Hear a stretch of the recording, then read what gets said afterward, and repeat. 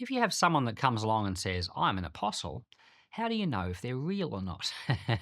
In the early church, there was huge big distances between places. There was no planes to get around quickly. There was no internet. You couldn't email anyone else and say, "Hey, this guy's just turned up," or you couldn't pick up the phone and say, "I've just had this guy come and says he's an apostle, and what do you know about him?" They would have visiting ministries turn up and just say, "I'm an apostle and I'm here."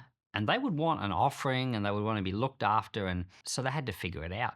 Today, we often know if we don't like a visiting minister, or we often get a sense of someone because we can watch their videos on YouTube. We can hear what they're like. If they are like always going on about the money and collecting offerings, it's all about them, we'd say, oh, I think they're too focused on themselves. So we can spot the selfish ambition, we can spot the hunger for power or the hunger for money, or we can spot they don't really have a heart for the body of Christ. They don't care about all of God's people. They only care about their own ministry. These are all big clues and big signs that something is a bit off. So the early church didn't always know straight off, but what they would look for, it seems to me, is the motives of the preacher.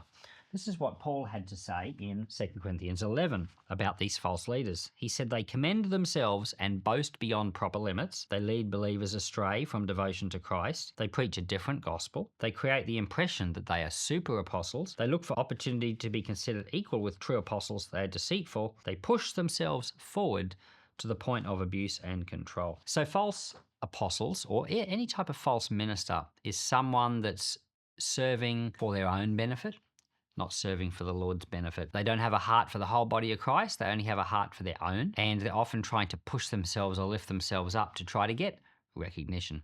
So watch out for those things.